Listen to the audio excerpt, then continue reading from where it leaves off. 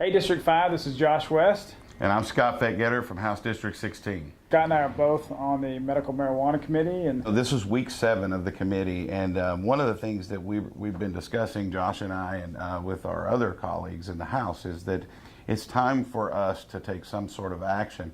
And the action right now needs to be, we need to come up with legislation that we can agree on, as a bicameral, bipartisan committee. We've heard from many groups from around the state, many people from around the state, that we need a special session.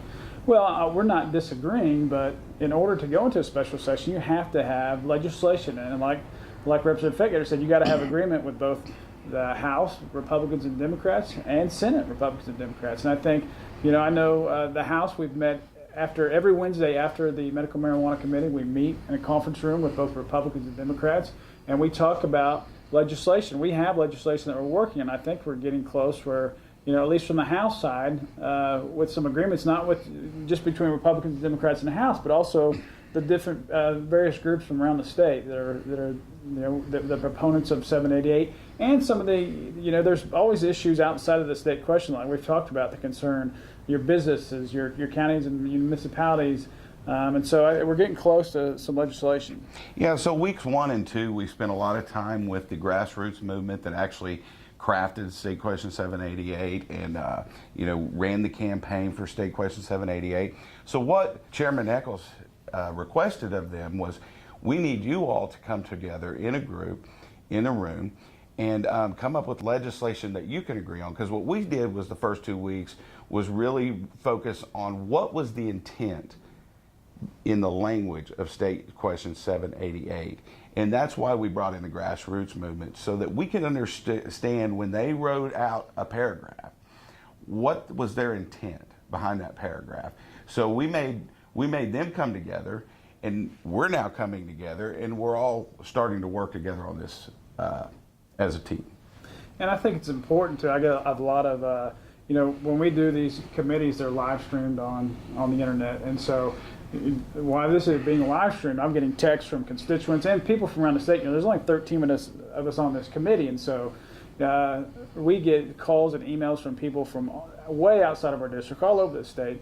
And so one of the comments that I got today was, well, how come, the last 2 weeks have just been people that seem like they weren't specifically for the state question. I think it's important we get to hear all sides, and no medical personnel that has came here and testified before us, or really nobody over the last 7 weeks, is against medical marijuana. They didn't necessarily support the state question, but they're not against medical marijuana. And so I think it's important to hear from all sides, whether you're a proponent of it or you're against it. The bottom line is, like I've said every week, is, the state question passed, and so every committee member up there, our personal feelings, they don't matter. And so we're just trying to find a way to effectively put the state question, it's already law, so we got to figure out a way to effectively regulate it and still uphold the will of people and do this in a timely manner. And, some of the problems that we faced, and we've talked about a lot, was with the language within that state question. Didn't give us a whole lot of time. We're talking about we're changing law, and we're adding something that is not in Oklahoma. It's brand new. It's uncharted territory. And so that's one of our issues, is the timeline that we were put under to get this done. Yeah, and Josh, one of the things that I brought up with the physicians was, where were you when 788 was being drafted? Why were you not a part of those conversations then? And now you're just coming to us now, as a legislature. Why were you not bringing these concerns and in those meetings with the Grassroots movement that was putting it on the ballot? And there wasn't really a great answer that was really firm that, we were a part and they wouldn't listen to us or anything like that. It was just kind of like, well, we tried to go to a few meetings and, kind of was like things just weren't working out or something like that. But, that's part of the problem we have with 788 is we have so many differences of opinions on how this should work. That's why we spent the time trying to really understand the intent of the language. And some of the medical concerns from that community is, the state question was very broad in illnesses that qualify for the medical marijuana.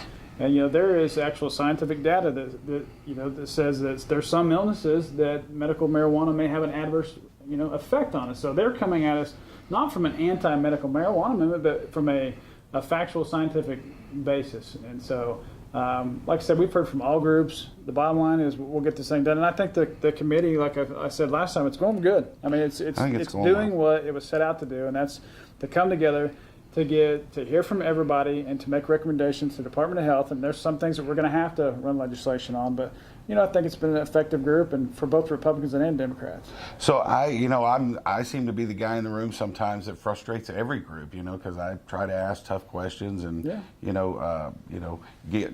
get answers for those other people sitting in the room. But here's what I believe. I believe that within the next week or so, we should be able to come up with a piece of legislation that was basically drafted by the grassroots movement, and with input from other groups from different groups, including the legislature. I think we come up with a piece of legislation, and then we can start talking about how do we proceed from there. Hey, so District 5 and District 16, we hope you enjoyed today's update with this collaboration. And as always, you can go online and watch these. And I said before, you can use the drop-down menu and go back and look at the previous. Yeah, go to okhouse.gov, click on the media tab, drop down, and you can see all these videos that we've recorded in the past few weeks. And I've heard from every time we put these I put these videos out and you put your videos out, I get a lot of great response from the public. And we're doing this because I want to be transparent. Scott wants to be transparent, and I think it's a part of the process. And as always, I want to try to bring you in to feel like you're a part of your state government, as you should. A lot of things happen when we're here in session or the special sessions or in these committee meetings, and there's a lot of things that you don't have access to. So I want to make sure you have full access to me and your state government. Because at the end of the day, everything we do is all about you. So have a great evening. Thank you, District 5 and District 16, and we'll see you soon.